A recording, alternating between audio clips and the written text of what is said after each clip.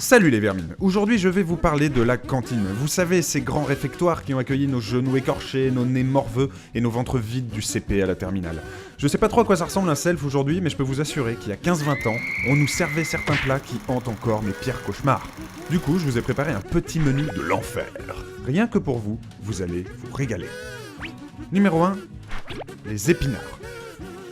Le problème avec les épinards, c'est que c'est pas forcément dégueulasse, mais qu'on pouvait pas trop s'en rendre compte vu qu'on nous les servait uniquement sous forme d'une purée bouillie, uniforme et triste. Dressage minimaliste, assaisonnement inexistant... Non, je pense qu'on peut le dire, les épinards de cantine... C'est caca, faut pas manger. Numéro 2, la langue de bœuf sauce cornichon. Faire de la sauce avec des cornichons, c'était déjà un pari sur le bon goût, mais y ajouter de la langue de bœuf en morceaux, c'était l'assurance de rendre un plat plus proche du vomi de bébé que de la haute cuisine. Numéro 3, le jambon macédoine. On pourrait penser qu'avec une bonne mayonnaise, le jambon macédoine pourrait ressembler à quelque chose. Mais non, rien à faire. Vous vous retrouvez toujours avec une garniture encore congelée, roulée dans du jambon trop salé. Et c'est pas le pire. Numéro 4, les endives au jambon. Le cauchemar ultime. L'angoisse, le truc que tu préfères planquer dans tes poches plutôt que de la manger. La torture suprême du jambon. J'ai plus les mots. Numéro 5, les petits pois carottes pleins de flotte. L'eau de cuisson des légumes, c'est là qu'il y a toutes les vitamines, il paraît, et c'est dommage parce que vous n'y touchiez pas. En effet, les petits pois étaient plutôt l'occasion de tester des techniques de catapulte à la cuillère et rien d'autre.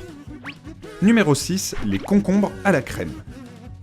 Les concombres à la crème, c'est super bon normalement, mais bizarrement à la cantine, ça se transforme en gélatine de concombre insipide dans de la crème composée à 90% d'eau. C'est non pour moi, un grand non. Numéro 7, les champignons à la grecque. On s'évertue aujourd'hui à expliquer ce que l'Europe doit à la civilisation grecque à des gens qui ont grandi avec ce genre de trucs dans leur assiette à midi. Des siècles de culture pour en arriver à ça. Mais quel gâchis. Numéro 8, le hachis parmentier.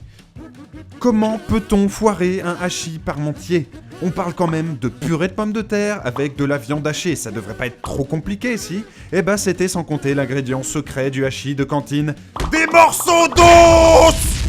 Numéro 9, le gratin de chou-fleur. C'était bien tenté de dissimuler les choux-fleurs sous la sauce, mais les enfants ne sont pas cons, vous savez. Du coup, ils mangent seulement le fromage gratiné et ils ont faim tout l'après-midi. Bravo la dame de la cantine, bravo !